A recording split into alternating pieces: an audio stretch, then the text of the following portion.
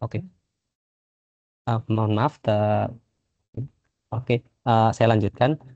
Sebelumnya memang pengadaan dilakukan secara terpisah, ada 3 paket, dan saat ini di tahun 2025 pengadaannya sedikit berbeda menggunakan penunjukan langsung, tapi didahului beauty contest. Nah, mungkin dan di beauty contest ini ada beberapa standar yang harus dipenuhi untuk spesifikasi belangko paspor, karena ini sifatnya dokumen negara dan ada beberapa keamanan yang harus dipenuhi.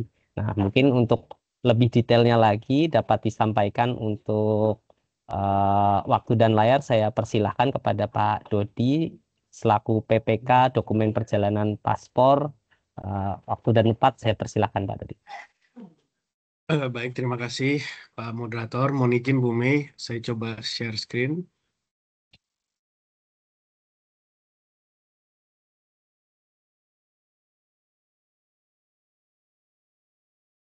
Mungkin Pak Moderator bisa bantu untuk share screen paparan dari saya.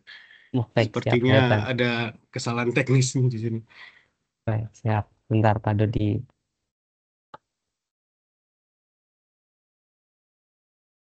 Sudah terlihat, Pak Dodi? Oke, baik. Terima kasih Pak Moderator. Assalamualaikum warahmatullahi wabarakatuh. Selamat Waalaikumsalam siang, warahmatullahi salam wabarakatuh. sejahtera bagi kita semua. Yang terhormat Pak Moderator, Bu Mei, dan juga Bapak Ibu yang hadir pada pertemuan melalui virtual pada siang hari ini. Izin memperkenalkan diri, nama saya Dodi Cindurmato. Saat ini menjabat sebagai analis ahli keimigrasian muda, dan juga saat ini mendapat amanah ya di tahun ini sebagai PPK pengadaan paspor tahun anggaran 2025. Jadi pada hari ini saya dengan Bu Mei diminta untuk melakukan sharing session ya terkait pengadaan belangko paspor. Memang ini hmm, mungkin program dan kegiatan yang sangat baik ya. Kita bisa memberikan sedikit gambaran ya terkait paspor ini, karena mungkin pengadaan paspor ini dilakukan hanya di Kementerian Imigrasi dan Pemasyarakatan. Eh, Mungkin tadi sudah banyak sekali yang Bu Mei sampaikan terkait dengan metode pemilihan penyedia, yang mungkin saya akan menyampaikan dari sudut pandang yang sedikit berbeda, yang mungkin terkait dengan paspor ini sendiri. Oke, mungkin next slide, Pak Moderator. Baik, mungkin untuk landasan hukum tadi juga sudah disampaikan ya. Jadi dasar hukum kami sini ada 5. Yang pertama Undang-Undang Nomor 6 tahun 2011 tentang keimigrasian. Kemudian PP 51 ya sebagai perubahan kedua atas PP 31 tentang peraturan pelaksanaan Undang-Undang Nomor 6 tahun 2011 tentang keimigrasian. Kemudian ada Perpres Nomor 16 tahun 2018 tentang pengadaan barang dan jasa pemerintah, sebagaimana telah diubah dengan Perpres Nomor 46 tahun 2025. Kemudian juga ada Peraturan LKPP Nomor 12 tahun 2021 tentang pedoman pelaksanaan pengadaan barang atau jasa pemerintah melalui penyedia. Ini masih berlaku ya Pak Katri, yang LKPP Nomor 12? Masih, Pak? Oh masih ya, oke. Masih.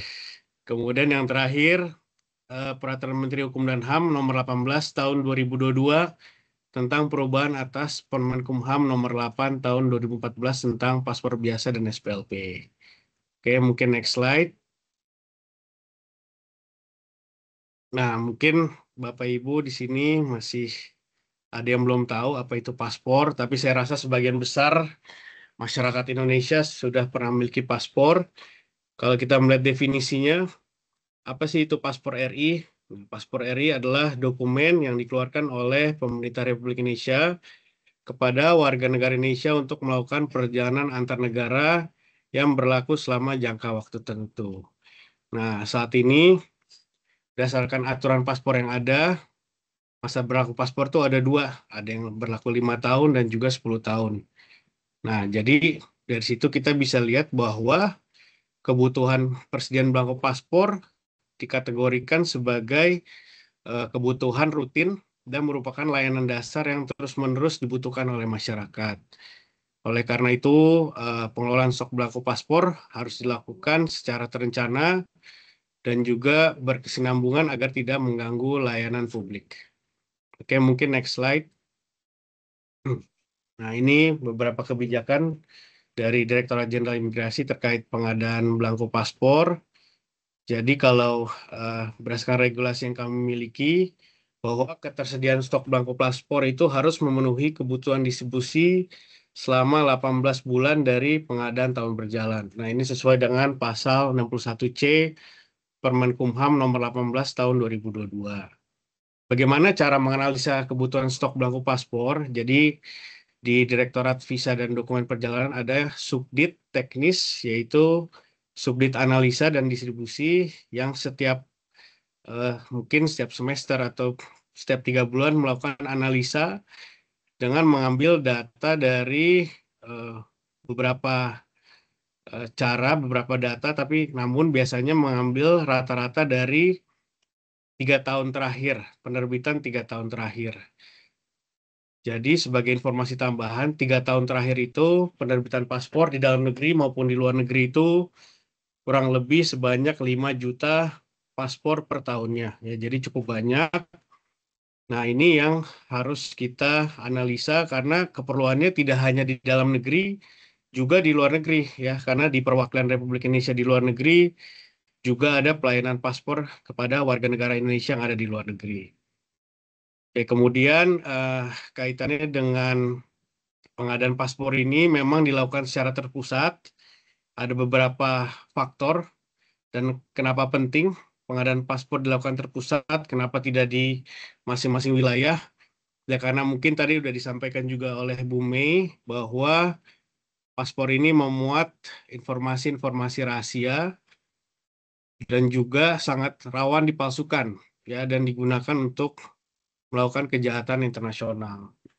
Oleh sebab itu, dalam desain paspor sendiri, mungkin Bapak Ibu yang punya paspor bisa dilihat bahwa di dalam paspor itu terdapat banyak sekali security features atau fitur keamanan ya yang terbagi menjadi 3 level. Ada level 1, level 2, dan level 3. Nah, kalau level 1 ini dapat dilihat secara langsung ya, tanpa alat bantu. Misalnya, kalau di paspor ini ada burung Garuda nih, nggak kelihatan ya. Nah, itu bisa dilihat langsung. Namun ada juga yang level 2, level 3 yang memerlukan alat bantu ya seperti kaca pembesar atau lampu UV atau juga alat-alat lab 4 ya seperti mikroskop dan lain-lain. Nah, selain itu dalam belangko paspor ini juga terdapat beberapa komponen ya, ada e-covernya sendiri, ada lembar laminasi. Lembar laminasi itu ada pada biodata si pemegang paspor. Kemudian ada juga yang saat ini yang paspor baru yaitu yang berbahan polikarbonat. Kemudian juga saat ini mulai tahun ini juga kita hanya mengadakan paspor yang elektronik saja, di mana terdapat komponen chip di dalamnya. Seperti itu. Nah, chip ini fungsinya untuk em, membaca ya data pemegang paspor. Jadi apabila pemegang paspor ini keluar negeri, hanya cukup di-scan di mesin pembaca, nah ini langsung keluar nih data-data dari si pemegang itu sendiri. Nah, selain itu juga paspor ini kenapa diadakannya di terpusat karena juga harus memiliki standar yang tinggi yaitu standar sesuai ICAO ya. ICAO itu adalah kepanjangan dari International Civil Aviation Organization yang merupakan badan khusus PBB yang menetapkan standar keselamatan lingkungan dan juga operasional untuk penerbangan sipil. Salah satu regulasi yang diatur oleh ICAO ini adalah Travel Document 909 yang mana mengatur bahwa setiap paspor dari negara manapun harus dibaca oleh mesin MRTD namanya, Machine Readable Travel Documents. Jadi apabila pengadaan paspor ini dikembalikan ke masing-masing wilayah, maka tentunya muatan informasi rahasia dalam paspor tidak akan terjaga dan juga berpotensi untuk dipalsukan serta standar spek teknis dari paspor juga akan berbeda setiap wilayah dan tidak sesuai dengan standar yang ditetapkan. Nah, kemudian dari pengadaan yang dilakukan oleh Direktorat Jenderal Imigrasi tentunya kita melakukan distribusi, tadi sudah saya sampaikan sebelumnya, Saat ini kami melakukan distribusi kepada 133 kantor imigrasi yang tersebar di seluruh Indonesia, termasuk juga di dalamnya ada unit kerja keimigrasian, ada unit layanan paspor, ada juga mall pelayanan publik, kemudian ada LTSA, layanan terpadu satu atap, dan juga immigration lounge. Selain di dalam negeri, kita juga melakukan distribusi ke perwakilan yang ada di luar negeri melalui Biro Umum yang ada di Kementerian Luar Negeri. Kemudian tadi juga udah disampaikan oleh Bu Mei ya, bahwa selain paspor, kita juga mengadakan dokumen perjalanan yang lain, yaitu SPLP, dan juga pas lintas batas. Mungkin untuk informasi, SPLP ini adalah eh, semacam paspor juga, namun ini diberikan kepada warga negara Indonesia yang ada di luar negeri apabila paspor tidak dapat diberikan. Contohnya misalnya paspor hilang di luar negeri, atau rusak, atau warga negara Indonesia yang overstay di luar negeri, biasanya diberikan SPLP untuk hanya kembali ke negara Indonesia dan hanya bisa digunakan satu kali perjalanan. Kemudian untuk pas lintas batas, yaitu eh, dokumen perjalanan yang digunakan hanya untuk masyarakat yang ada di perbatasan ya, seperti Indonesia dengan Malaysia, dengan Timor Leste, maupun dengan Filipina. Oke, kemudian selanjutnya terkait spek teknis umum dan khusus ya, yang ada di dalam paspor, termasuk di dalamnya fitur keamanan dan juga untuk spesifikasi bentuk dan lain-lain, semua diatur melalui keputusan Menteri Imigrasi dan Pemasyarakatan. Kemudian untuk metode pemilihan, tadi juga sudah disampaikan oleh Bu Mei, dasar hukumnya tadi sudah cukup jelas. Kemudian next slide, Pak Moderator, mohon izin. Nah, ini juga untuk penunjukan langsung. Tadi sudah dijelaskan, musik mungkin bisa lanjut aja, Pak. Nah, ini tadi yang disampaikan oleh Bu Mei.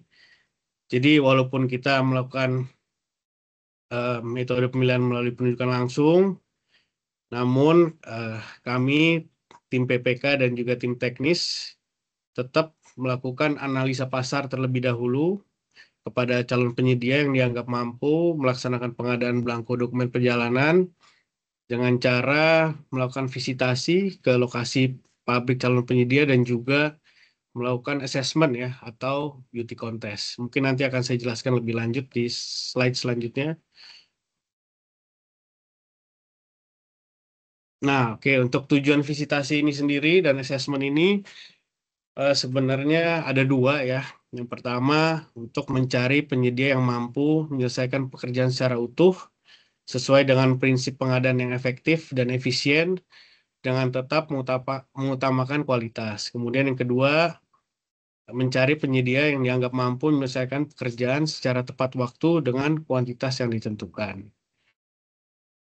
Oke, analisis apa yang kami lakukan? Mungkin bisa next, Pak. Nah, ini visitasi. Jadi sebelum kami serahkan eh, semua dokumen pengadaan ke Pokja pemilihan, nah ini yang kami lakukan nih, visitasi. Nah, visitasi ini kami lakukan kepada calon penyedia dengan melakukan peninjauan terhadap beberapa hal ya.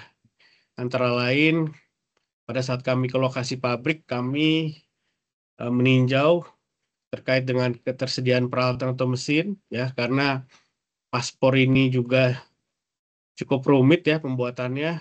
Jadi pada saat kami datang sana, mungkin Pak Katri juga masih ingat ya, banyak sekali mesin-mesin yang kita cek pada saat itu. Ada mesin cetak offset ya, yang digunakan untuk mencetak kertas security-nya. Kemudian ada mesin potong, ada mesin perforasi ya, untuk membuat penomoran ya, yang lubang-lubang yang di bagian bawah paspor. Kemudian ada mesin juga untuk penggabungan dari e-cover, kemudian lembar kertas, laminasi. Nah, itu menggunakan mesin jahit buku paspor dan juga ada mesin taglio. Ya, mesin taglio ini digunakan untuk menorehkan tinta intaglio seperti kalau Bapak Ibu pegang uang kertas ya, itu ada tinta timbul. Nah, itu namanya tinta intaglio. Nah, selain kita memeriksa mesin juga kita melihat ketersediaan bahan baku, ya mulai dari kertas security, kemudian dari bahan baku untuk e-cover, untuk lembar laminasi, polikarbonat, tinta, kemudian juga kita melihat peralatan-peralatan lain ya di dalam rangka produksi, kemudian untuk menunjang pengemasan ya. Jadi paspor ini pada saat dikirim pun juga ada pengemasannya, ada khusus juga ya, sesuai standar.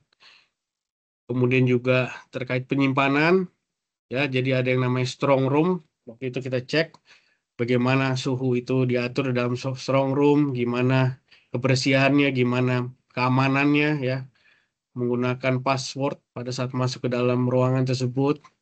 Kemudian juga terakhir yang kita cek adalah kemampuan dan kapasitas produksi. Oke, mungkin next slide.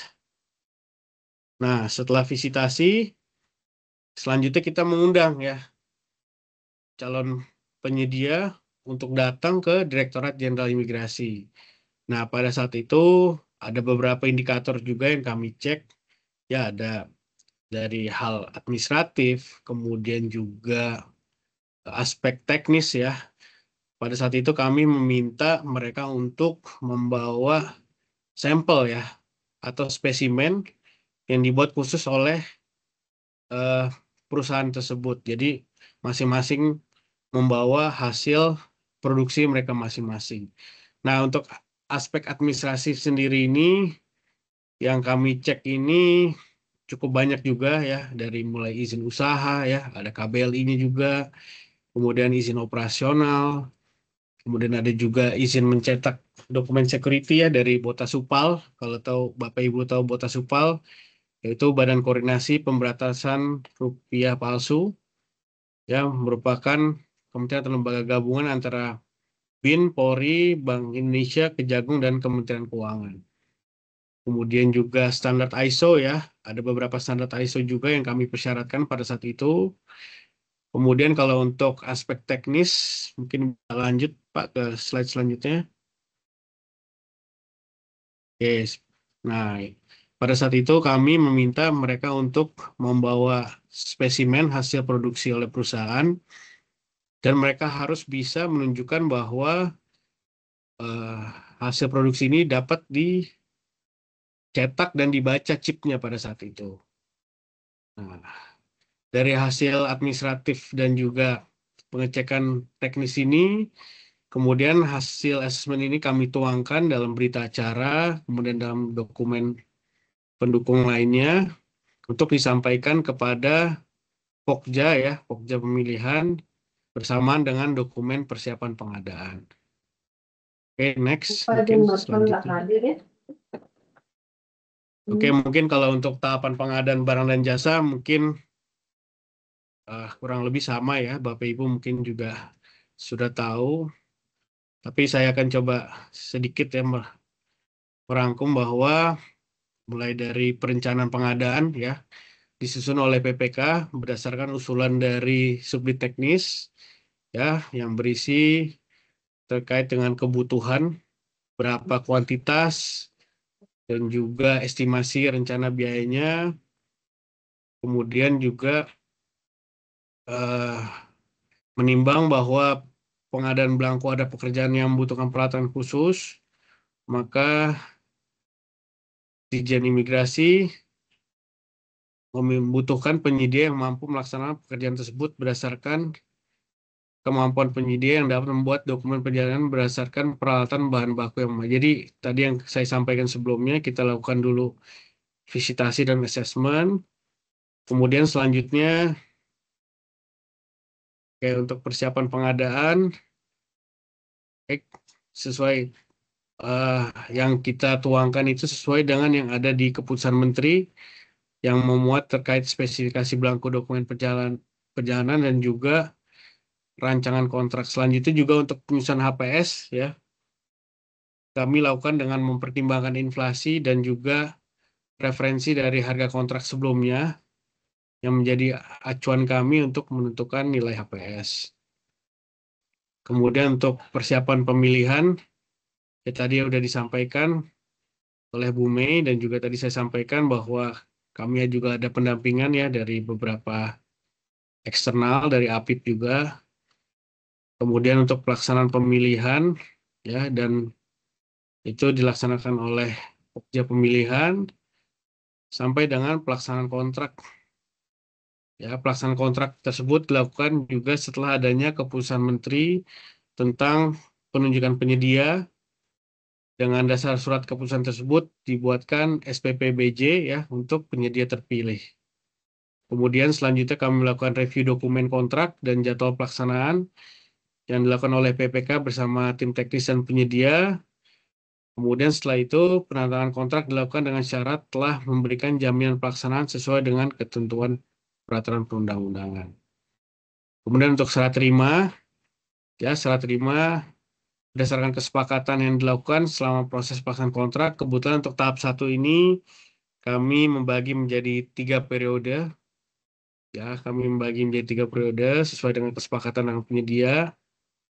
Dan proses serah terima pun dilakukan dengan inspeksi mendetail ya.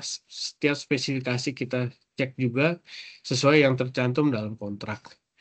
Kemudian yang terakhir ya terkait dengan penilaian kinerja kami lakukan setelah seluruh pekerjaan diterima oleh Direktorat Jenderal Imigrasi. Oke, mungkin bisa next.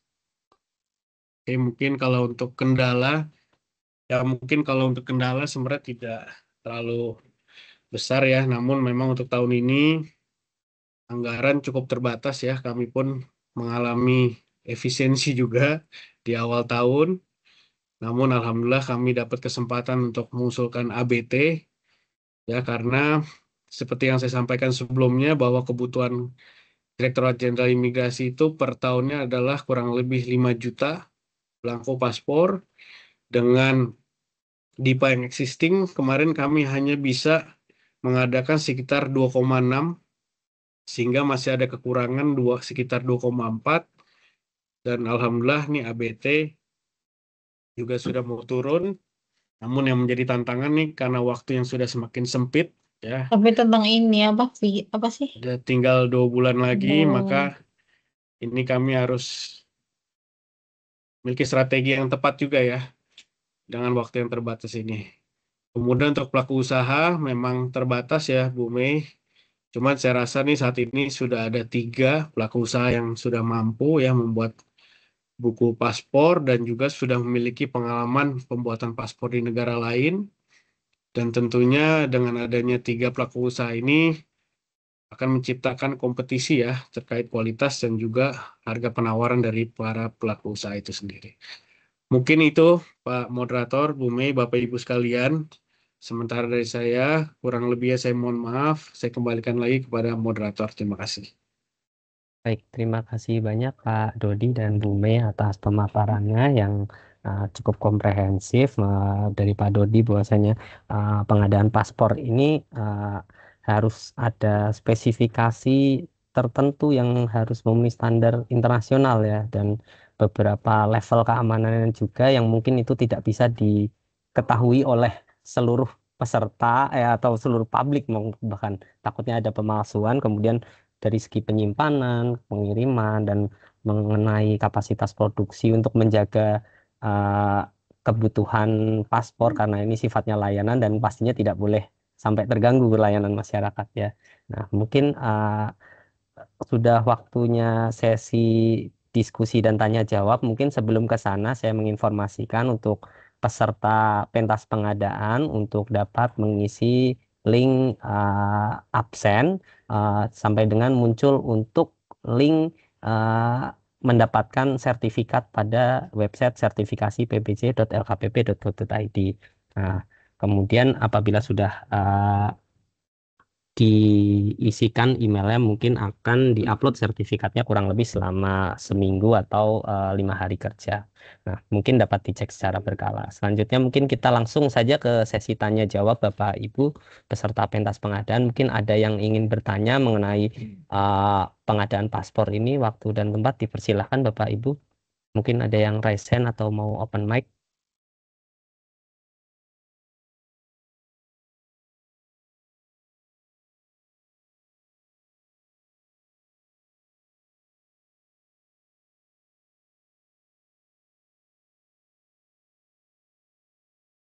Silakan Ini Bapak Ibu. Oh, moderator Pak Satri, sambil oh iya, menunggu, mungkin bisa diinformasikan juga kalau nilainya ini kan sudah di atas 100 miliar, jadi penetapan pemenang dilakukan oleh Menteri. Tadi kan juga disampaikan oleh Pak Dodi. Nah, itu makanya kita juga sangat berhati-hati karena tentunya Menteri selaku pengguna anggaran tidak akan sembarangan melakukan penetapan pemenang atau penetapan penyedia. Kira-kira seperti itu, Mas Katri. Barangkali sambil menunggu teman-teman yang mau bertanya. baik, siap Bu Mei. Di sini sudah ada yang raise hand satu, Bu Mei. Mungkin Pak Muharlin terlebih dahulu. Pak Muharlin. Baik, terima kasih atas kesempatan yang diberikan. Saya Harlin dari Sulawesi Barat. Baik, silakan Pak Yang Muharlin. kami tanyakan di sini, ini kan anggarannya sangat besar, itu sampai penetapan ke Menteri. Yang menjadi pertanyaan kami di sini, seperti apa proses pengadaannya di sini? Ini kan penunjukan langsung. Apakah ditunjuk satu penyedia atau ada beberapa penyedia? Dan apakah penyedia itu yang terus-menerus yang ditunjuk dalam proses pengadaan ini? Itu yang kami tanyakan. Baik, itu saja Pak Muharlin. Iya, iya. Oke, baik, Terima siap. kasih atas kesempatannya. Siap. Terima kasih banyak Pak Muharlin. Mungkin langsung boleh ditanggapi terlebih dahulu dari Bu Mei. Monggo Bu Mei, dipersilahkan. Ya, baik. Terima kasih Pak Harlin dari Sulawesi Barat ya Pak ya. Memang betul bahwa ini kan metodenya penunjukan langsung. Dan kemudian nilainya memang sangat besar sehingga penetapannya oleh PA. Namun terkait metode pemilihan dengan penunjukan langsung ini, seperti tadi sudah kami sampaikan, itu tidak dilakukan secara sembarangan juga. Gitu. Karena telah dilakukan terlebih dahulu analisa ketersediaan penyedia. Nah, izin mungkin saya share yang telaahannya telaahannya ya, yang terkait dengan, saya buka dulu sebentar. Oke. Jadi karena begini Pak, memang kita pakai penunjukan langsung, tapi sebelumnya itu kan karena kalimatnya adalah dapat. Jadi kata dapat ini kan sifatnya berarti seperti opsional. Yang diutamakan memang pakai penunjukan langsung. Tapi kalau misalnya nggak mau pakai penunjukan langsung ya bisa saja, gitu. Seperti itulah kurang lebihnya. Nah, izin saya share ini yang telaahan yang sudah dibuat oleh kami. Sebentar, saya ini kok nggak keluar ya.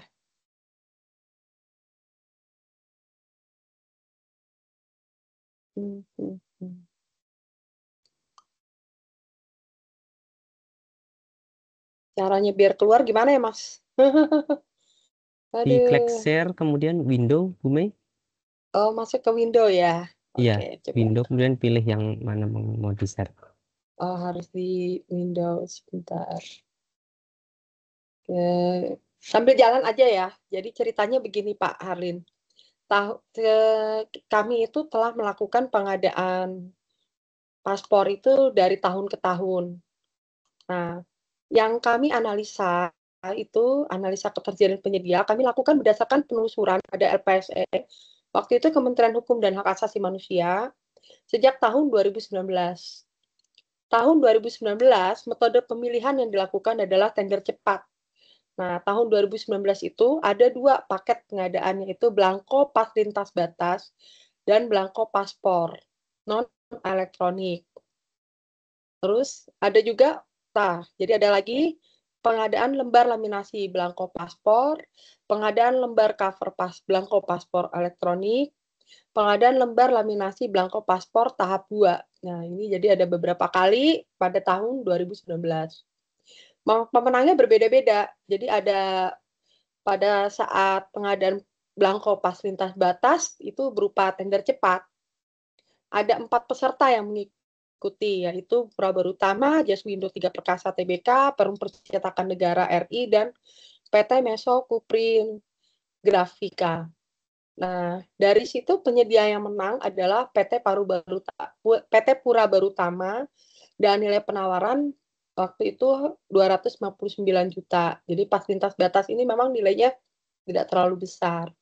Kemudian pencetakan belangko paspor non elektronik itu kita menggunakan tender. Kemudian pemenangnya adalah Perum Peruri. Waktu itu nilainya 64 miliar.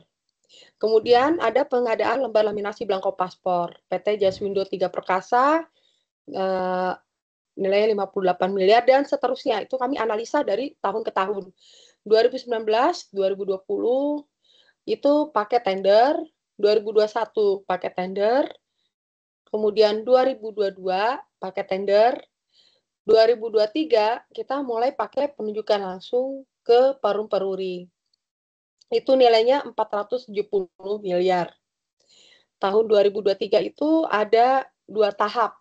Ya, tahap 1 Perum Peruri nilainya 470 miliar, tahap 2 484 miliar. Tahun 2024 sama kita pakai penunjukan langsung ke Perum Peruri nilainya sampai 600 miliar. Itu juga dilakukan dalam 2 kali. Nah, kita kan sudah melakukan analisa nih, sebenarnya dari tahun ke tahun itu, penyedia yang mampu itu tidak hanya 1, tapi ada 3. Jadi seperti itu Pak Hardin. Setelah dilakukan, oke kita mau pakai penunjukan langsung, tapi ini sebenarnya ada 3 loh yang mampu.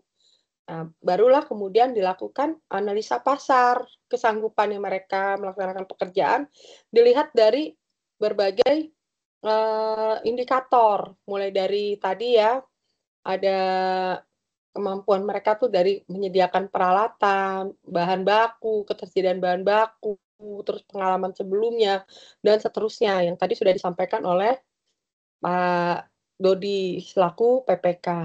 Nah, kemudian teknis setelah ada dari situ, nah kebetulan saya juga Pokmil, jadi begitu kita dapat dokumen persiapan pengadaan dari PPK dengan rekomendasi ya, dengan data bahwa yang dianggap paling mampu adalah si A gitu, terus kami melakukan proses penunjukan langsung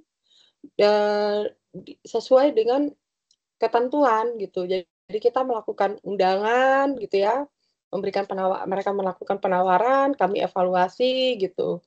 Terus kemudian hasilnya kami keluarkan usulan penetapan penyedia ke Pak Menteri gitu. Jadi baru dilengkapi dengan data-data semua, dokumen semua, baru setelah itu Pak Menteri ya menetapkan penyedianya.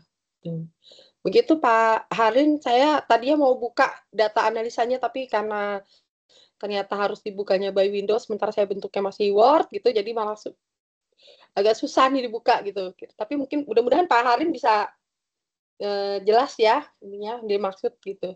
Terima kasih Pak. Baik, terima kasih banyak Pak Harlin atas pertanyaan. Mungkin ada yang ingin ditambahkan dari Pak Dodi? Dipersilakan Pak Dodi. Sepertinya cukup dari Bu Mei tadi udah sangat lengkap Pak Katri.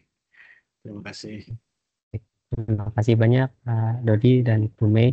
Mungkin sebelum ke kolom chat ada satu lagi yang raise hand, dipersilakan dari Pak Hamzah Abdul Majid. Mungkin bisa memperkenalkan diri Pak Hamzah. Ya, selamat siang Mas Katri. Suara saya terdengar? Terdengar. Baik, saya lagi di luar, izin nggak open kamera ya.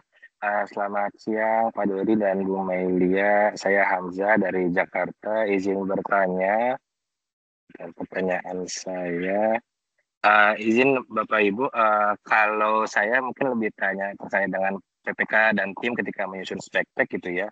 Beberapa kali kan kalau kita lihat di sosial media itu di beberapa negara ada sejumlah case berita gitu, ketika paspor Indonesia di scan di autogate itu nggak terbaca gitu kan, kemudian diarahkan ke manual counter. Nah, dalam pengadaan tahun ini bagaimana PPK, apakah dalam menyiapkan spektek paspor tersebut pada tahun ini tuh apakah ada evaluasi terhadap paspor sebelumnya agar di-upgrade sesuai dengan standar di luar negeri, atau justru kendala tersebut bukan di standar paspor kita, tapi justru di gap di sana gitu. Apakah ada evaluasi di sana atau gimana kira-kira untuk menyiapkan spekteknya? Itu Mas Katri, terima kasih. Oke, baik. Terima kasih Pak Hamzah. Mungkin langsung saja ditanggapi Pak Dodi. Oke. Dipersilahkan Pak Dodi. Terima kasih Pak Hamzah atas pertanyaannya. Jadi memang beberapa waktu yang lalu kami banyak mendapatkan laporan. Ya. Jadi untuk belangko-belangko yang diadakan sebelumnya terjadi permasalahan ya. Pada saat mau masuk ke Australia mungkin melalui autogate tidak terbaca, atau pada saat mau ke Jepang ya chipnya tidak terbaca seperti itu. Nah, memang kami spektek yang ada di dalam KK kami ini memang mengacu pada Capman ya, Capman IMIPAS. Namun semua itu juga berkaitan dengan hal-hal yang lain ya, karena dari bagian kesisteman itu ada yang namanya, nah saya menjelaskannya agak sulit nih. Jadi ada kunci yang harus terdaftar di ICAO yang tadi saya sampaikan sebelumnya itu. Nah, jadi semua standar paspor setiap negara itu harus terdaftar di ICAO, sehingga pada saat digunakan itu paspor itu dapat diterima ke negara manapun. Seperti itu. Nah, memang saat ini juga permasalahan-permasalahan tersebut sedang ditangani oleh tim TI kami, dan sedang ada pembaharuan juga. Jadi belum tentu dari belangko paspor Pak yang bermasalah, namun juga dari CIKMS namanya. CIKMS itu seperti kunci untuk pembacaan di negara-negara lainnya itu. Nah, memang pusatnya itu ada di ICAO itu di Montreal, Kanada. Nah, saat ini juga sedang dikembangkan, Pak. Dan juga harapan kami ya dengan belangko paspor tahun ini tidak akan terjadi masalah, Pak, karena kami juga melakukan uji coba juga sebelum akan didistribusikan ke satker-satker. Dan selama uji coba ini juga selama ini sudah lulus semua, Pak Hamzah. Mudah-mudahan kejadian-kejadian yang tidak dapat dibaca melalui autogate atau melalui mesin pembaca di imigrasi negara lain tidak terjadi lagi. Seperti itu, Pak Hamzah. Bagaimana Pak Hamzah? Apakah menjawab? Cukup, terima kasih Pak Dodi, Mas Katri. Oke, baik. Terima kasih Pak Hamzah. Mungkin sepertinya sudah tidak ada yang resen. Kita beralih ke kolom chat ya Pak Dodi dan Bu Mei. Ada pertanyaan dari Pak Cahyo PBC.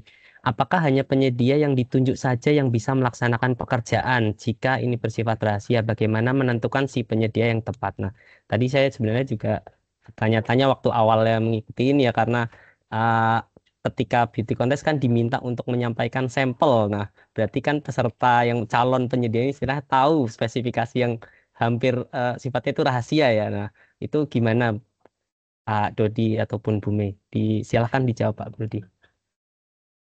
Ya, memang jadi pada saat beauty contest, pada saat kami mengirim undangan itu, memang kami mensyaratkan beberapa spek teknis yang memang berada di level 1 dan level 2, Pak Katri. Jadi untuk yang level 3 ini memang muatannya sangat rahasia, memang tidak untuk publikasi, dan yang hanya mengetahui hanya PPK dan nanti penyedia yang ditunjuk sebagai pemenang, seperti itu. Jadi pada saat kami mengirim undangan untuk beauty contest itu pun udah benar-benar kami seleksi kira-kira spek teknis apa yang bisa kira-kira kita minta, dan masih umum dan diketahui oleh perusahaan-perusahaan tersebut, karena perusahaan-perusahaan tersebut juga sebelumnya memang ada pengalaman juga di pembuatan paspor di negara-negara lain gitu. Jadi pada saat mereka datang beauty contest, kita melakukan uji ya, personalisasi, pembacaan chip, kemudian juga mencetak. Nah, dari situ terlihat kira-kira mana perusahaan yang mampu gitu. Jadi dari 4 lah pada yang saat itu datang, hanya 1 yang dinyatakan mampu dan bisa memenuhi semua persyaratan dari awal sampai akhir, seperti itu Pak Katri. Baik, terima kasih Pak Dodi. Mungkin mau ditambahkan, Bu Mei ada tambahan? Sepertinya cukup sih kalau Boleh. untuk pertanyaan yang ditanyakan oleh Pak Cahyo ya. Oke, Gitu. baik. Terima kasih. Mungkin ada yang raise hand dari Pak Widyo. Mungkin Pak Widyo ingin menyampaikan pertanyaan langsung. Dipersilahkan, Pak. Terima kasih Mas atas kesempatan yang diberikan. Mohon izin Pak Dodi, izin menanyakan. Seperti yang Pak Dodi sampaikan tadi, bahwa dalam pengadaan paspor ini kan Pak Dodi menyampaikan penawaran ya, penawaran kepada calon penyedia di sini. Jadi Pak Dodi melakukan semacam survei pasar ya, survei pasar, kemudian menyampaikan penawaran mana-mana yang memenuhi atau tidak. Nah, kemudian dalam hal melakukan survei pasar itu, apakah Pak Dodi didampingi oleh tim teknis atau tidak Pak ya? Mungkin ada tim teknis dari mana, itu mungkin bisa disampaikan Pak. Kemudian ini mohon izin Bu Melia, proses untuk pengadaan sendiri kan ini kan termasuk dalam Perlem 5 ini, pengadaan dikecualikan Bu ya. Di mana di pengadaan ini itu diatur dalam peraturan perundang-undangan. Jadi Ibu tadi menyampaikan bahwa ini penunjukan langsung. Jadi mekanismenya setelah kita melakukan identifikasi kebutuhan itu langsung proses penunjukan langsung negosiasi Bu ya itu. Mohon izin Bu. Terima kasih. Baik, terima kasih Pak Widyo. Ada 2 pertanyaan. Mungkin yang pertama tadi buat Pak Dodi. Mungkin apakah didampingi tim teknis? Mungkin mau ditanggapi langsung Pak. Silakan. Terima kasih. Ini kebetulan yang nanya Pak Sandi nih teman seangkatan saya nih waktu pendidikan. Ini Pak Sandi, apa sobat kabar Pak sebenarnya. Sandi?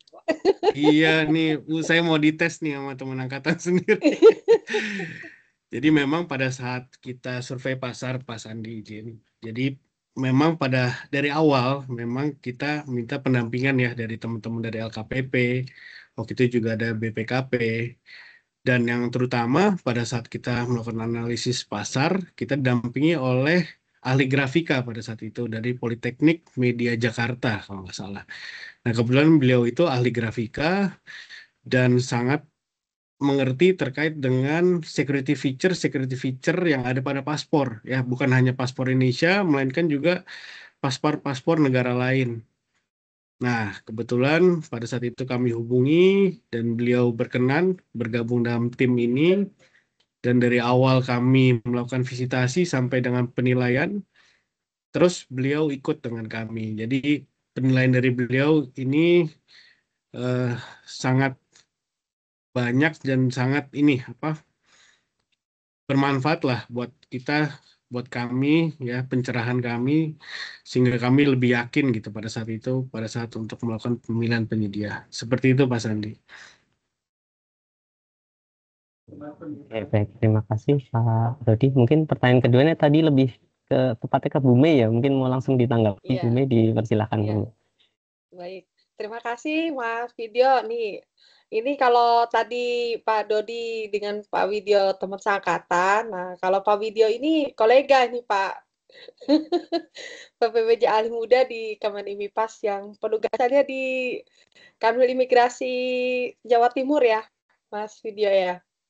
Baik, jadi terkait dengan metode pemilihan yang digunakan, memang kalau dari aturan Perlem 5 2021 tentang pengadaan dikecualikan, mungkin juga bisa menggunakan itu ya, karena di pengadaan dikecualikan itu kan untuk pengadaan pada BLU, BLUD, atau pengadaan barang jasa yang dilaksanakan berdasarkan tarif barang jasa yang dipublikasikan secara luas, pengadaan barang jasa yang dilaksanakan secara praktek bisnis mapan, atau pengadaan barang jasa yang diatur dengan ketentuan peraturan perundang-undangan lainnya. Nah, kalau kita melihat yang pengadaan barang jasa diatur dengan ketentuan peraturan perundang-undangan lainnya, ini kalau di di peraturan pemerintahnya itu sudah jelas, Mas, kalau untuk pengadaan dokumen perjalanan RI itu menggunakan metode penunjukan langsung. Jadi kita langsung udah pakai penunjukan langsung. Kecuali kalau misalnya kita poin pengadaan barang jasa diatur dan ketentuan peraturan perundang-undangan lainnya, misalnya pengadaan di luar negeri, karena itu memang dia sudah ada lagi peraturan Menteri Luar Negeri yang mengatur tentang tata cara pengadaan barang jasa di luar negeri, seperti itu, Mas. Jadi yang kami gunakan ini adalah penunjukan langsung. Nah, caranya bagaimana? Ya, sebenarnya sama aja dengan penunjukan langsung yang lainnya. Cuman mungkin istimewanya adalah kita karena sudah ada analisa pasar atau beauty contest dari PPK sebelumnya, kita udah musing tuh mikir yang mana yang harus ditunjuk karena sebenarnya kan dari analisa ketersediaan penyedia yang sudah dilakukan sebelumnya lagi itu ada 3 calon gitu. Nah, kata dasar untuk memilih 1 calon saja yang kita undang untuk kemudian dilakukan dengan penunjukan langsung itu berdasarkan dari yang sudah disampaikan oleh PPK gitu. Ya udah kita langsung pakai undangan penawaran, terus kemudian pemasukan penawaran, kita evaluasi, kemudian habis itu evaluasi juga dari administrasi, teknis, harga, terus kemudian sampai ke pembuktian kualifikasi, terus negosiasi biaya gitu. Seperti itu. Sebenarnya juga ada negosiasi teknis terkait dengan jangka waktu pelaksanaan pekerjaan ya. Waktu itu kita berharapnya apakah bisa lebih cepat, tapi tidak mutlak harus karena yang penting sesuai dengan apa yang ditentukan oleh PPK gitu. Jadi memang kalau untuk negosiasi teknis untuk yang tahun 2025 ini ya, yang tahap 1 memang jadinya tidak ada karena memang jadwal jangka waktu pelaksanaan pekerjaan sampai dengan serah terima itu sudah sesuai dengan ketentuan dan tidak bisa lebih cepat gitu. Kira-kira seperti itu. Terima kasih Mas Widyo, mudah-mudahan bisa menjawab pertanyaan. Barangkali saya serahkan pada moderator untuk Ya, terima kasih Bu. Sudah menjawab? pertanyaan Iya, Pak selanjutnya. Oke, baik, siap. Terima kasih banyak, Pak. Mungkin kembali lagi ada yang raisen di sini, ada Pak Zaki. Dipersilakan Pak Zaki. Dapat memperkenalkan diri.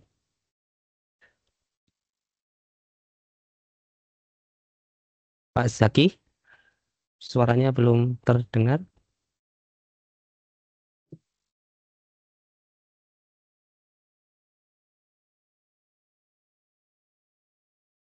Monitor, Pak Zaki.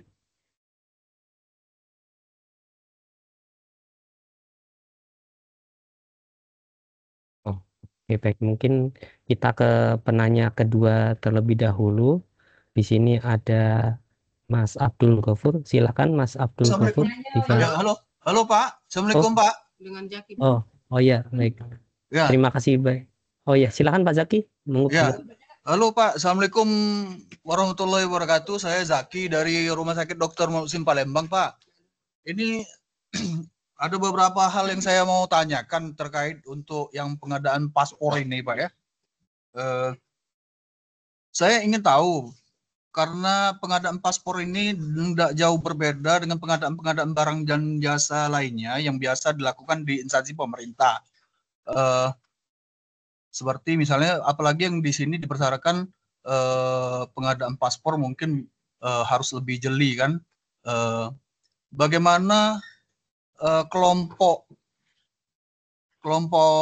kerja atau kelompok pemilihan POKMIL menyusun dokumen untuk penunjukan langsung tersebut, misalnya apakah penyedia tersebut memenuhi persyaratan yang di dokumen pemilihan, apakah kelompok POKMIL juga melakukan survei ke tempat perusahaan yang akan ditunjuk pengadaan tersebut, tenaganya juga, tenaga personil yang bersyaratkan sudah memenuhi untuk pengadaan tersebut. Dan saya terkejut juga, wah besar juga ini untuk proses pengadaan dengan penunjukan langsung di atas 100 miliaran itu lumayan besar kan gitu kan. Jadi betul-betul justifikasinya harus kuat gitu menurut saya. Demikian Mbak. Terima kasih Pak. Baik, terima kasih banyak Pak Zaki atas pertanyaan. Mungkin ini pertanyaannya lebih kepada Pokja, Bu Mei. Monggo langsung saja ditanggapi, Bu Mei, dipersilakan. Baik, terima kasih Pak Jaki dari Rumah Sakit. Apa ini tadi di Palembang, ya Pak? Iya. Iya. Kebetulan saya baru mendarat dari Palembang nih, Mas Katri. Dan kemarin juga mengundang narsum dari Rumah Sakit Rifai Abdullah, Bu Nursiah, direktur di sana di Rumah Sakit Rifai Abdullah. Jadi terkait dengan pertanyaan Pak Jaki ya, penunjukan langsung. Apakah kami, kebetulan saya juga pokja pemilihan Pak Jaki. Jadi sekalian bisa langsung jawab, nggak perlu klarifikasi lagi ke pokmil yang lain. Kami memang tidak melakukan lagi yang namanya datang ke lokasi, karena itu toh juga sudah dilakukan oleh PPK. Yang kami lakukan itu tetap sesuai dengan tahapan dalam penunjukan langsung, mulai dari penawaran, kemudian mereka melakukan pemasukan penawaran, kami melakukan evaluasi administrasi, teknis, kemudian kualifikasi administrasi teknis, harga, dan kita juga melakukan pembuktian kualifikasi.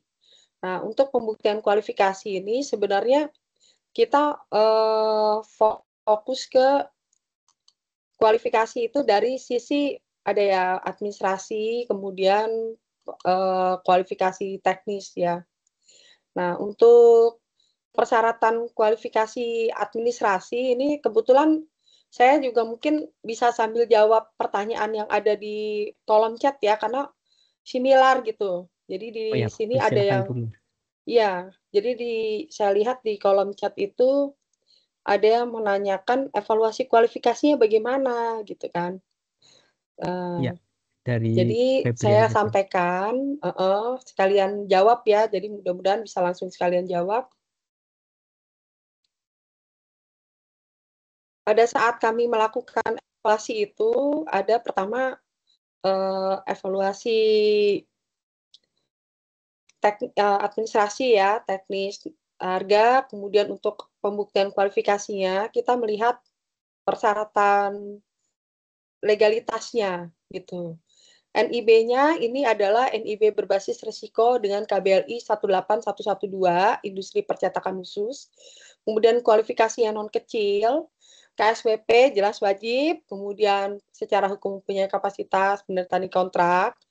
Dan untuk kualifikasi teknisnya ini adalah penyedia jasa lainnya termasuk berupa jasa pembuatan, penerbitan, pencetakan, dan reproduksi. Nah, ini memang semuanya memenuhi gitu. Jadi memang bisa dibuktikan bahwa mereka memiliki pengalaman di bidang yang sejenis ya, itu pencetakan paspor, belangko paspor, baik dari terutama dari luar negeri ya. Jadi ada sebenarnya dari PPK itu salah satu persyaratannya yang untuk terkait dengan kualifikasi dengan pengalaman. Ya, memang sebenarnya persyaratan kualifikasi itu kan ditetapkan oleh Pokmil, tapi berdasarkan dokumen persiapan pengadaan yang sudah disampaikan oleh PPK ya kan ada di spesifikasi teknis atau KAK-nya gitu kan. Nah, itu sebenarnya KAK untuk jasa konsultan. Nah, tapi di situ memang sudah disebutkan pengalaman pembuatan paspor di negara lain termasuk jadi ada beberapa lah gitu, nggak cuma satu. Karena ini kaitannya dengan berupaya mendapatkan yang memang benar-benar menguasai ini pekerjaan ini. Tadi kan sekalian nih ada yang nanya juga nih, apakah ini pekerjaan kompleks? Ya, saya bisa bilang kalau ini pekerjaan kompleks. Kenapa? Karena kalau pekerjaan kompleks itu kan memerlukan teknologi tinggi, risiko tinggi, peralatan khusus, kesulitan teknis yang tinggi. Nah, pembuatan paspor itu seperti itu. Makanya kita juga ada PPK juga melakukan pengecekan terhadap mesin gitu. Terus kemampuan menyediakan fitur-fitur pengaman sesuai standar ICAO ya, International Aviation Organization, dan kemudian ada risiko tinggi, kemudian ada kesulitan teknis dan nilai pekerjaannya tinggi gitu. Ini nilai di atas 100 miliar itu memang sudah dikategorikan sebagai pekerjaan kompleks. Jadi mungkin seperti itu Mas Jaki, Pak Jaki ya, kalau untuk kami dari Pokmil tetap melakukan penunjukan langsungnya seperti halnya yang sudah diatur gitu. Terima kasih Pak. Baik Bu, terima kasih atas penjelasannya Bu. Sama-sama Terima Pak Jaki. Mungkin ada yang ingin ditambahkan dari Pak Dodi atau cukup?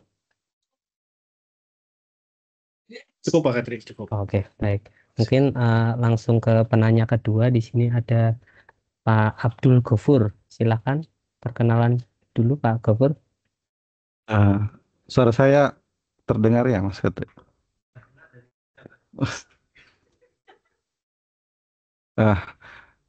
Baik, kalau tadi rekannya Pak Dodi yang bertanya, kalau sekarang rekannya Mas Katri yang bertanya. Seperti itu. Ya, di sini ada beberapa pertanyaan yang mungkin karena kami juga atau saya baru tahu ya tadi terkait paparan mengenai penunjukan langsung di pengadaan paspor. Mungkin yang pertama karena tadi penyampaian dari Bu Mei ya, artinya treatmentnya itu penunjukan langsung ya Bu. Nah kalau treatmentnya penunjukan langsung, berarti harus memenuhi kriteria yang ada di Perpres terkait keadaan tertentu yang dimungkinkan penunjukan langsung. Nah, di kriteria tersebut, poin apa yang kemudian menjadi dasar ya Bu untuk mengadakan penunjukan langsung? Apakah hanya merefer ke undang-undang atau memang ada dokumen lainnya untuk penguatan bahwa ini digunakan untuk penunjukan langsung seperti itu? Selanjutnya terkait tadi beauty contest atau analisa yang dilakukan PPK ya pada saat analisa pasar itu kalau tidak salah hasilnya itu ada 3 pelaku usaha yang kemudian dianggap mampu ya Pak terkait pemenuhan paspor ini. Nah, dalam sisi spesifikasi teknisnya atau spek yang ditawarkan dari 3 pelaku usaha ini apakah memenuhi semua sehingga yang menjadi kesimpulan akhir itu adalah harga. Nah, apakah seperti itu atau ada treatment-treatment atau nilai-nilai lainnya yang kemudian mempertimbangkan penentuan siapa yang nanti akan ditunjuk seperti itu. Selanjutnya yang ketiga terkait kebutuhannya ini karena memang paspor ya sepertinya rutin ini Bu.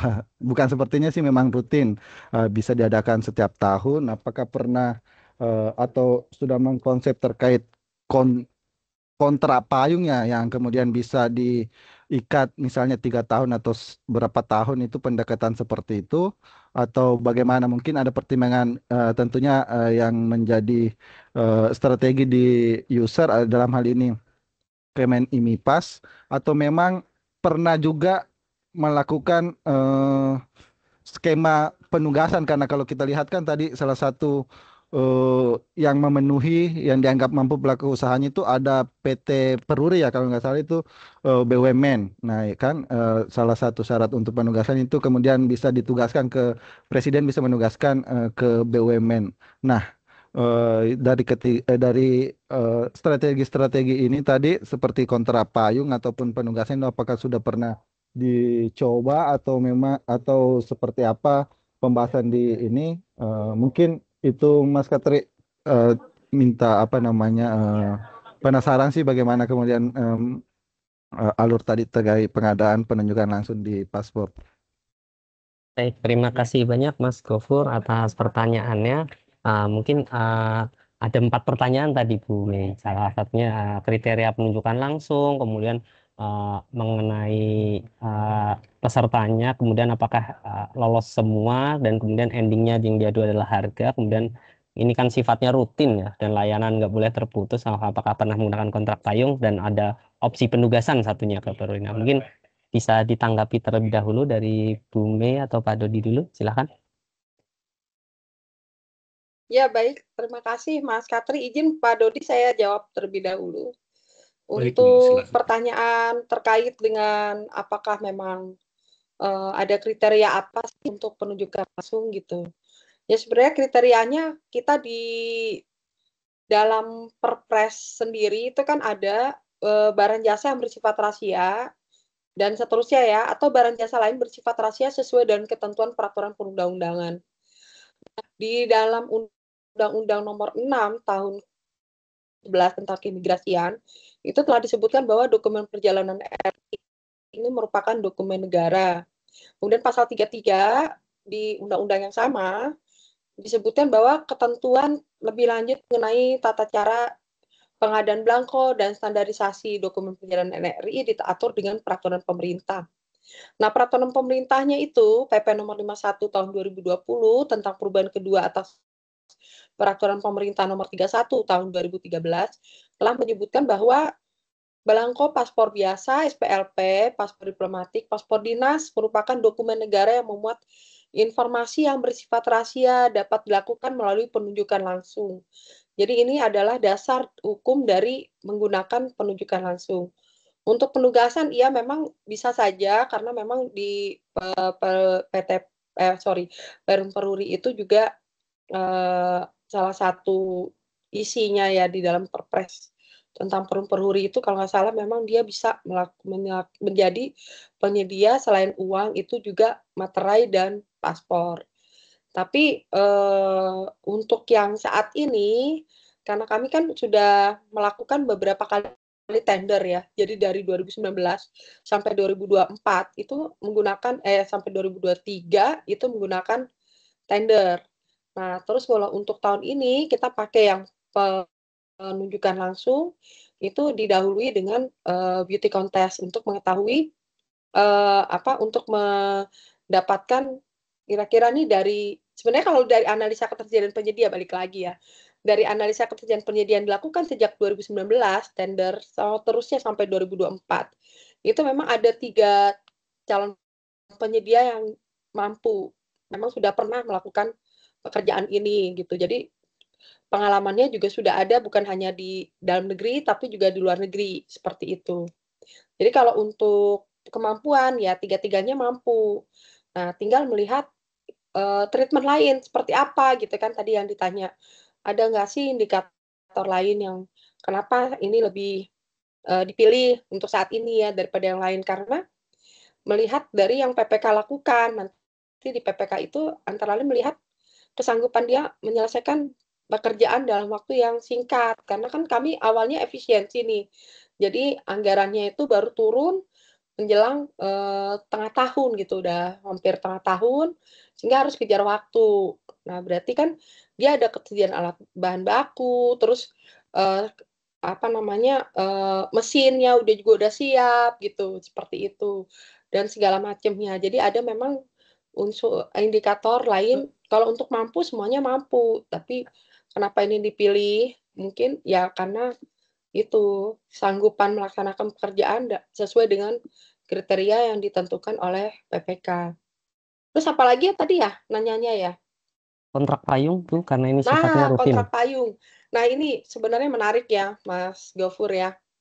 Jadi kami di UKPBJ bersama tim teknis PPK juga pernah melakukan telahan terkait kontrak payung ini.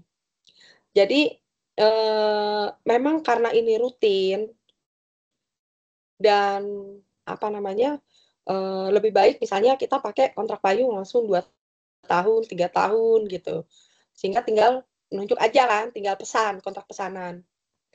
Nah, dan ini sebenarnya kalau di Kemlu, mereka tuh juga seperti itu. Mereka melakukan penunjukan langsung dan langsung kontrak payung. Jadi kami juga udah bikin juga telahannya. Di dalam telahan itu juga ada telahan terkait dengan jenis kontrak. Nah, kalau di Kemlu itu jenis kontrak yang digunakan kontrak payung dengan durasi 2 tahun. Jadi mereka ada periode 2021-2022 dan 3 tahun 2023-2025. Nah, memang kelebihan kontrak payung itu fleksibel. Jadi penganggaran tetap dilakukan setiap tahun, belanja berdasarkan ketersediaan anggaran, mengurangi waktu proses pengadaan. Terus kemudian ada kepastian ketersediaan barang karena penyedia sudah berkomitmen gitu. Hal ini memang penting juga karena stok paspor kan harus tersedia untuk kebutuhan selama 18 bulan. Kalau di pasal 61C ya, kalau nggak salah ya, Mas. Bahwa ketersediaan belangko paspor biasa dan SPLP harus memenuhi kebutuhan distribusi selama 18 bulan. Kemudian efisien, dengan volume yang banyak, penyedia akan lebih tertarik. Walaupun sebenarnya kalau untuk ini, kita kemarin aja 2,6 juta, hampir 500 miliar ya, tertariklah. Tapi juga karena dia akan menekan proses ongkos produksi. Tapi kekurangannya ini, ya, terkait standar kebutuhan itu harus benar-benar jelas gitu. Kenapa? Dan kemudian spesifikasinya harus jelas. Nah, kemungkinan akan ada perubahan spek gitu. Karena yang namanya fitur-fitur pengaman paspor, itu bisa saja terjadi perubahan menyesuaikan dengan aturan, baik aturan internasional ataupun mungkin dengan aturan nasional. Jadi dari keputusan menteri untuk menetapkan spesifikasi teknis. Jadi ini takutnya kita seperti itu, gitu. Dari sisi penyedia sendiri, kalau kontrak payung pastinya mereka harus melakukan perhitungan yang matang untuk memastikan kestabilan harga. Sementara bahan baku untuk paspor ini ada yang dari impor, misalnya kayak chip elektronik, kemudian polikarbonat gitu. Jadi kalau untuk analisa penggunaan kontrak, apakah ini kontrak payung atau tidak, itu memang kami masih mendalami terlebih dahulu, mempertimbangkan kelebihan dan kekurangannya tersebut gitu. Terima kasih banyak Mas Gofur, mungkin bisa ditambahkan lagi oleh Pak Dodi, silakan Pak. Silakan Pak Dodi mau Ya, menambahkan. baik. Terima kasih. Mungkin menambahkan sedikit saja. Yang pertama terkait beauty contest, memang terhadap sebenarnya waktu itu yang hadir adalah 4 perusahaan. Namun yang satu perusahaan ini memang pada saat itu belum ada pengalaman ya pembuatan paspor di luar negeri, makanya kami anggap yang mampu itu hanya 3 perusahaan.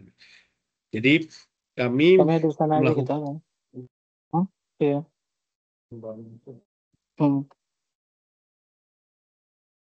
Jadi Silakan. pada saat itu kami melakukan kami waktu itu melakukan penilaian mandiri ini dari beberapa aspek dan juga indikator. Mungkin tadi sudah saya sampaikan ya. Kalau mungkin terkait dengan kualifikasi, izin operasional dan lain-lain, tiga-tiganya semua lengkap ya Pak. Kemudian terkait juga dengan mesin-mesin, peralatan, kemudian sarpras yang mereka miliki juga kalau 3 perusahaan ini memang seimbang juga.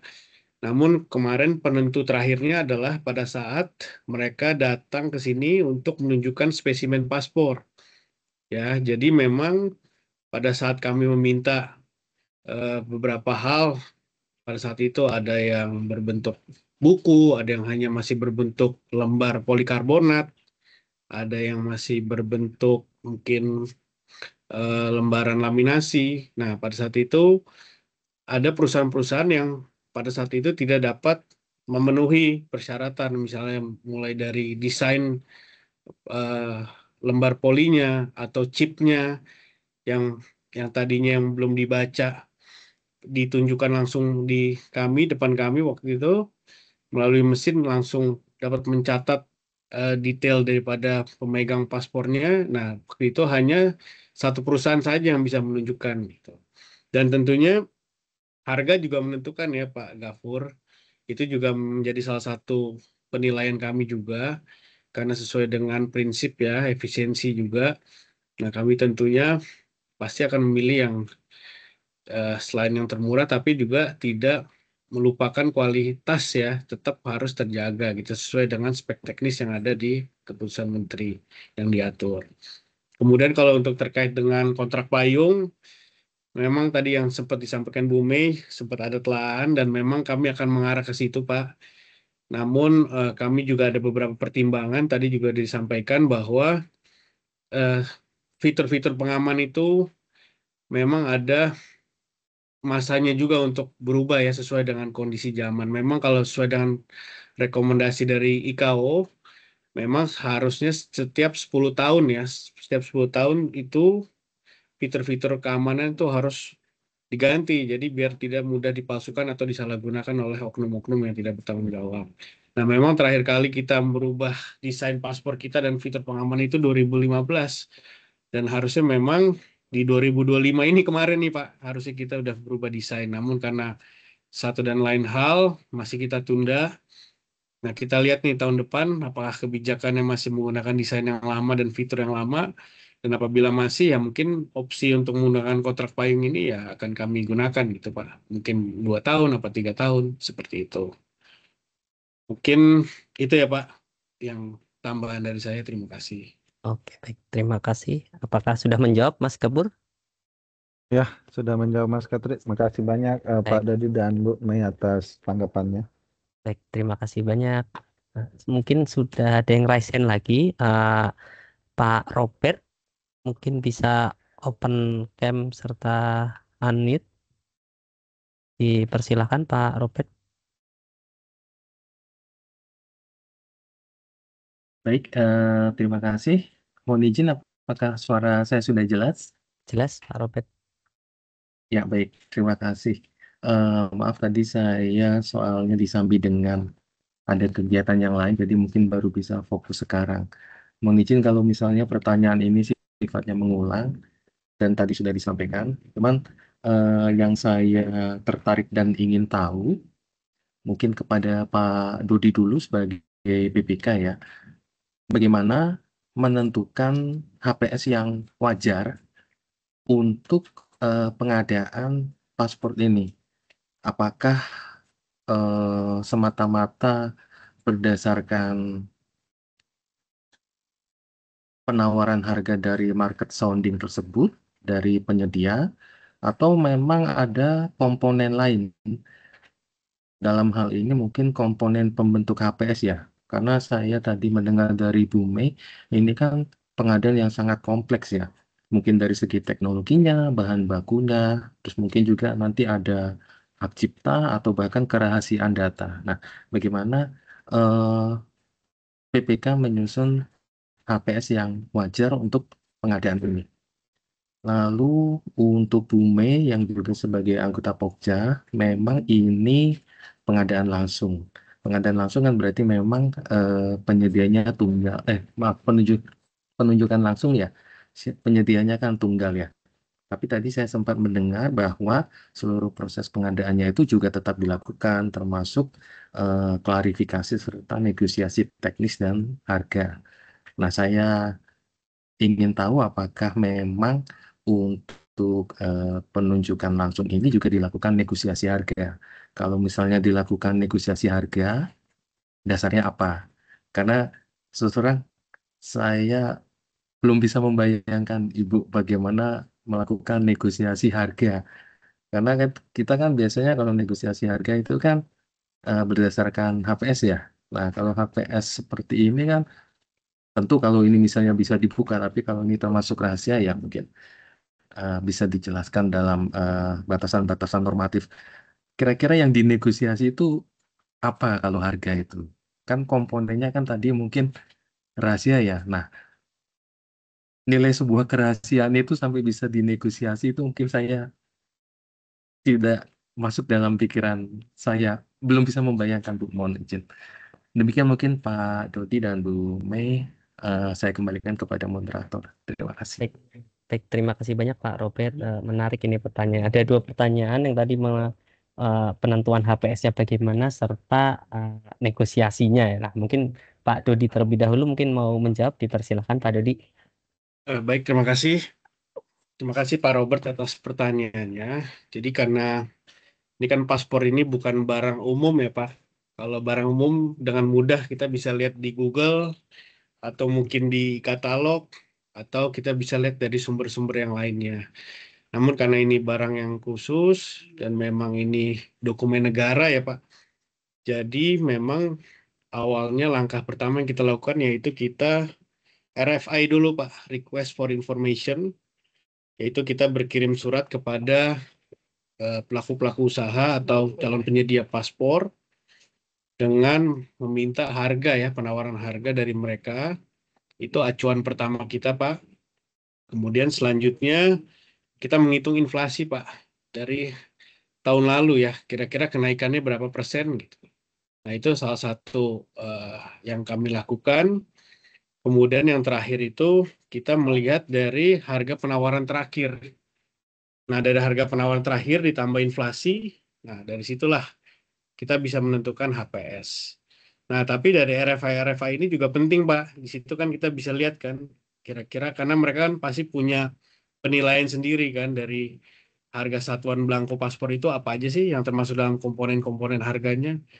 Nah, dari 3 hal yang tadi saya sebutkan itu, akhirnya kami juga melaksanakan rapat dengan tim teknis untuk menentukan HPS itu.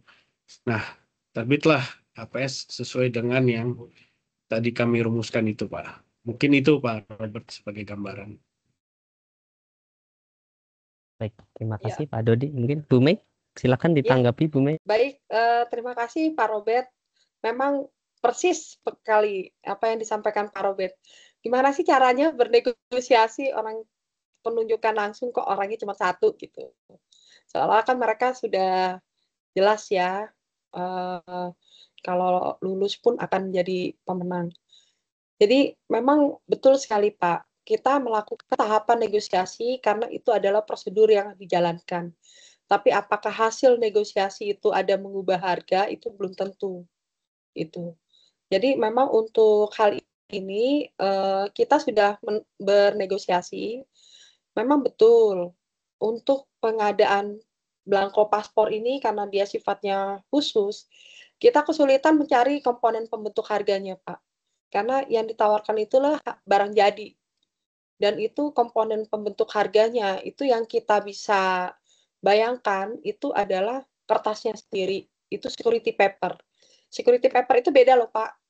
Dia fitur-fitur warna segala macam itu dibuat ada pada saat pembuatan. Jadi bukan kertas putih terus diwarnai. Jadi itu beda sekali. Nah, terus kemudian dari chip, kemudian dari lembar laminasi, kemudian dari lembar polikarbonat, kemudian dari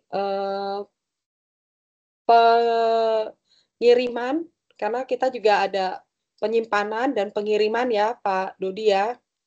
Nah itu jadi komponen-komponen itu sulit kalau untuk di breakdown. Dan buat masing-masing pelaku usaha itu juga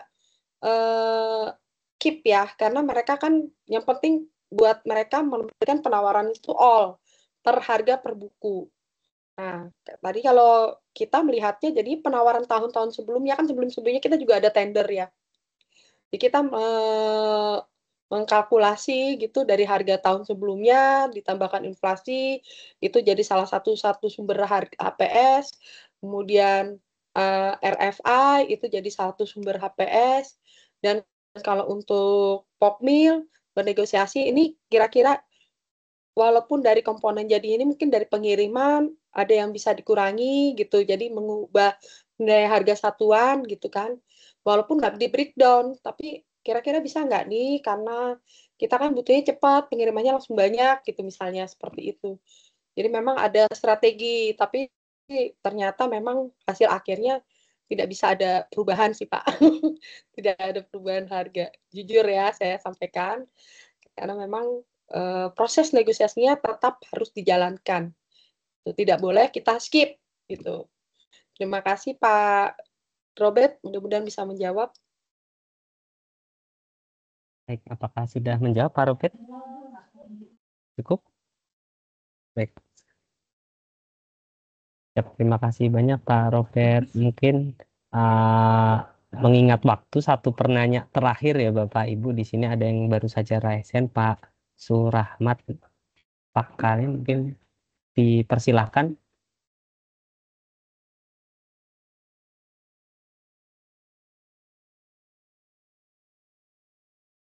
Ya, mohon izin, apa suara kami terdengar? Ya, terdengar Pak. Silakan Pak. Baik, mohon izin bertanya Pak. Untuk pengadaan belangko paspor ini, kalau dari sisi pelaksanaannya itu kira-kira kendala pelaksanaan itu gimana Bu? Gimana Pak atau Bu? Pengendalian kontraknya gitu. Pada saat kualitas hasil barang cetakannya itu ketika ada komplain dari masyarakat itu bagaimana tindak lanjut dari Perum Peruri. Kemudian untuk ini kan kontrak payung, mungkin sekitar 3 tahun ya. Itu bagaimana penilaian kinerjanya nanti Bu? Apakah dinilai kinerjanya tiap tahun atau nanti sekalian pada tahun ketiga? Untuk sementara, makasih banyak. Mohon maaf tadi saya dari utara.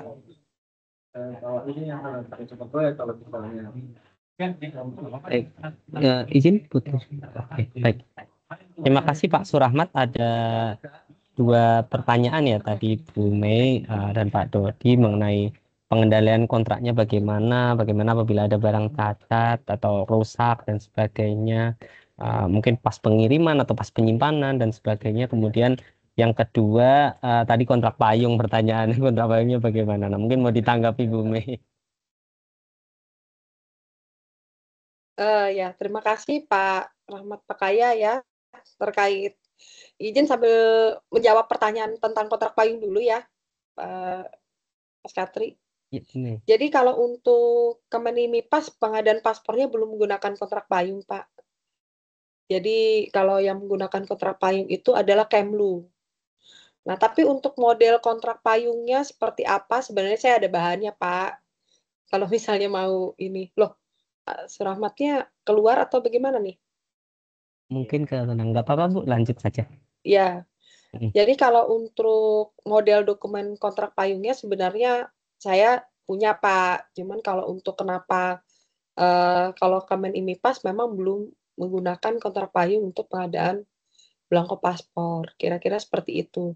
Nah, tapi kalau untuk kontrak payung itu seperti apa sih ya kontrak payung itu? Ya kontrak biasa, tapi dia namanya juga umbrella ya, payung, memayungi.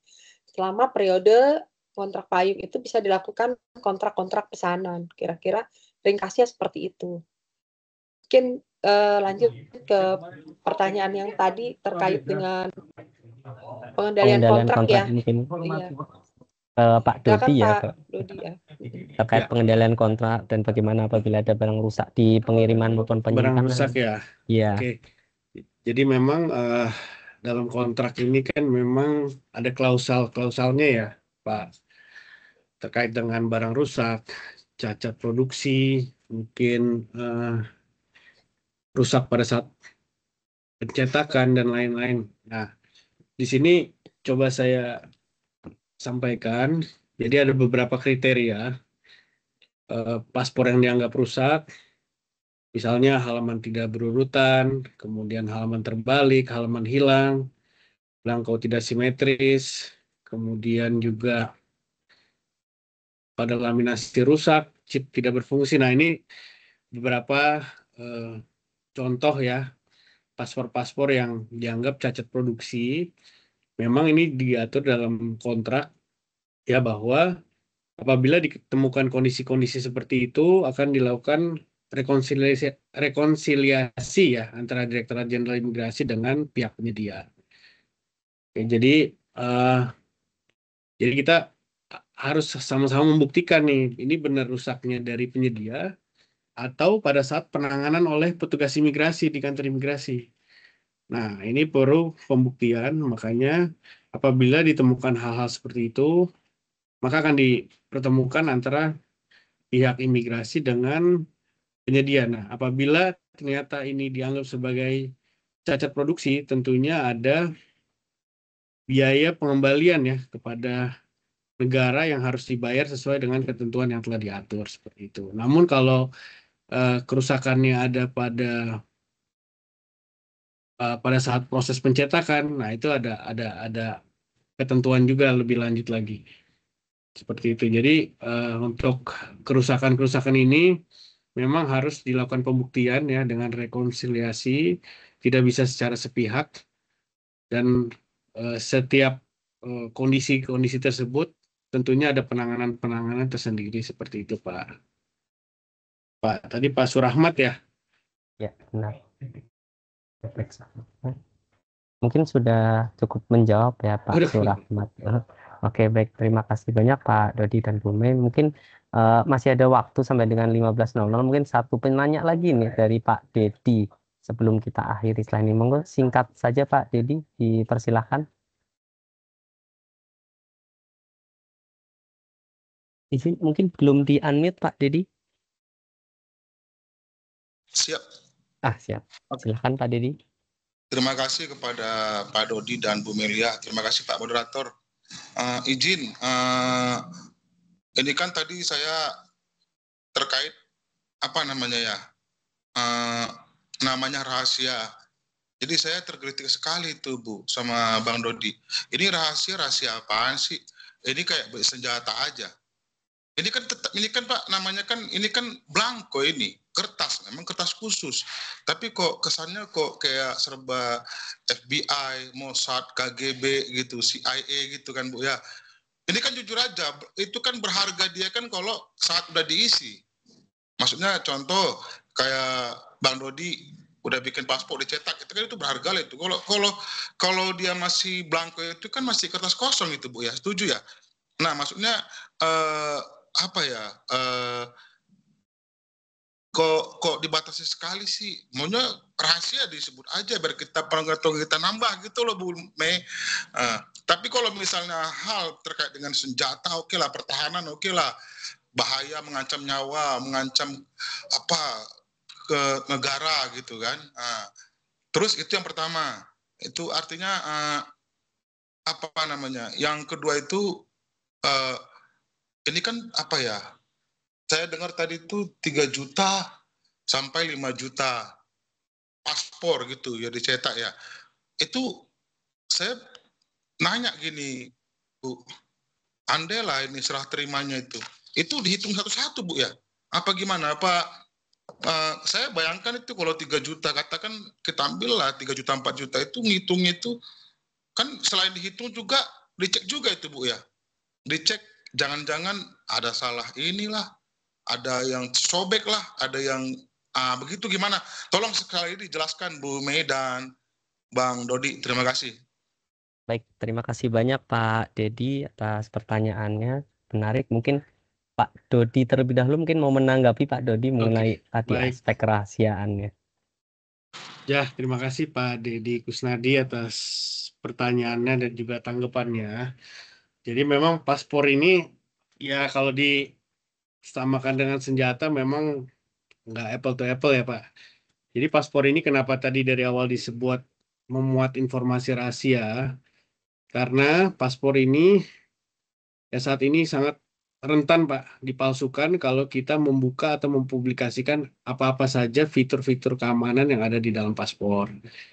Jadi memang kalau secara kasat mata kan kalau Pak Dedi punya paspor kan memang kalau di lembar biodata kan terlihat dengan jelas ada lambang Garuda, kemudian ada lambang imigrasi, ada lambang mungkin ada petanya di situ.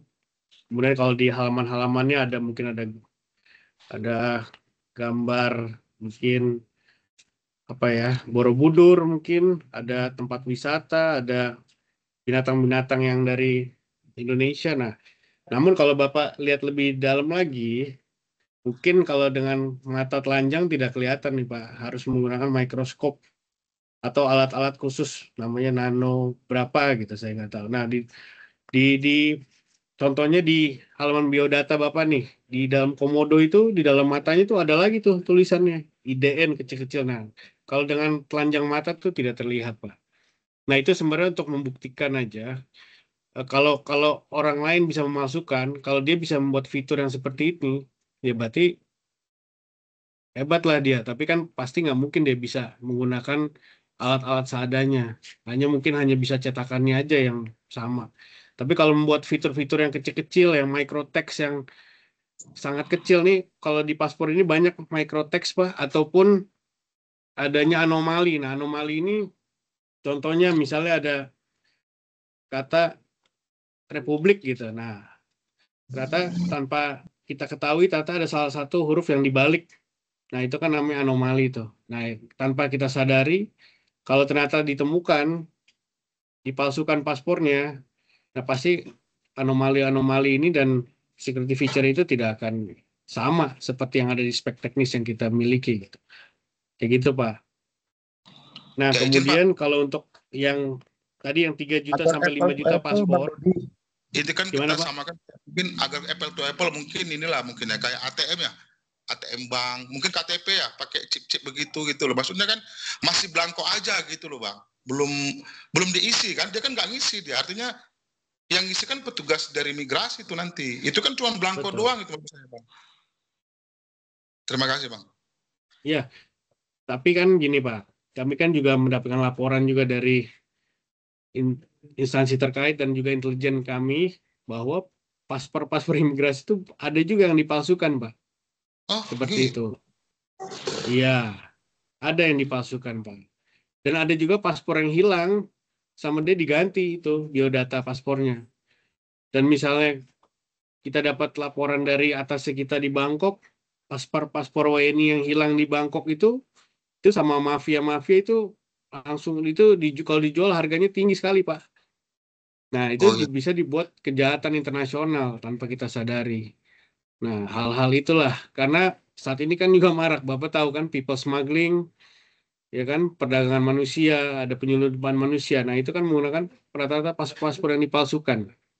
Gitu. Nah, ini yang kita hindari, ini yang coba kita mau buat spek teknis ini yang tidak bisa semua orang tahu isi-isi daripada fitur keamanan itu sendiri. Kayak gitu, Pak Dedi. Siap, Bang Dodi, jelas. Siap. Kemudian tadi yang terkait yang 5 juta tadi, Pak, belangko, maksudnya Jumlah gimana, Pak? belangkonya, Pak, dihitung satu-satu ketika setelah terima mungkin maksudnya, Pak. Oh iya, Bagaimana mengenai iya, betul. kemudian ada kerusakan. Jadi memang di klausul kontrak kami, Pak, jadi kami kan membagi menjadi berapa periode. Nah, setiap kali serah terima itu sebelum dikirim ke Direktorat Jenderal Imigrasi, kami bersama tim tuh datang dulu, Pak, ke sana. Gitu, kita melakukan asistensi, kita cek dulu spek teknya apakah sudah benar. Kemudian juga dalam klausul kontrak pun kami atur, Pak, di dalam satu kotak misalnya itu diisi oleh 250 belangko. Di dalam satu kotak ada 250 belangko, dibagi lagi setiap shrinking plastik itu. Nah, ada yang namanya plastik shrinking itu yang seperti apa ya namanya ya?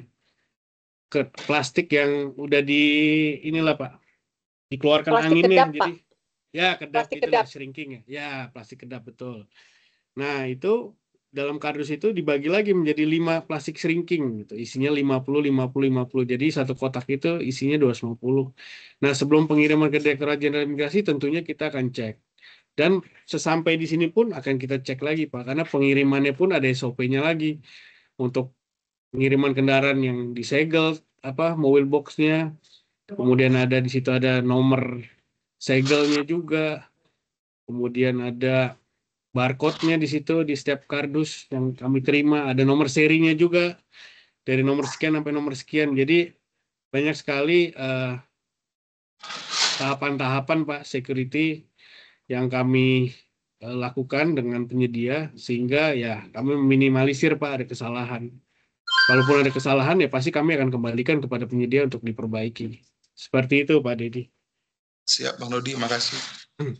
Terima kasih banyak. Ya, Mungkin makasih, Pak Dedi. mau ada yang ditambahkan, Bu Mei? Atau cukup? Sudah cukup, Pak. Oke, baik. Tapi Terima mungkin kasih. kalau terkait dengan itu, Pak Katri, terkait dengan pemeriksaan itu, ya seperti tadi disampaikan Pak Dodi ya, kita ada asistensi dulu, pemeriksaan dulu. Nah, sesuai nggak sih dia dengan yang disampaikan, itu kita random sampling, kita ambil gitu, Pak. Nah, itu kalau misalnya ada satu kotak yang dalam satunya itu tidak sesuai, itu satu kotaknya itu ya ditolak ya, Pak Dodi ya. Udah langsung kita random lagi, ambil lagi dari kotak-kotak lain. Pokoknya sampai kita tahu ini kalau misalnya melebihi dari istilahnya apa ya, Pak ya? Melebihi dari batas yang ditentukan itu bisa ditolak semua, seperti itu. Terima kasih, Pak. Terima kasih, Bu Mei, sudah cukup menjawab ya, Pak Dedi Kusnedi. Terima kasih banyak atas pertanyaannya.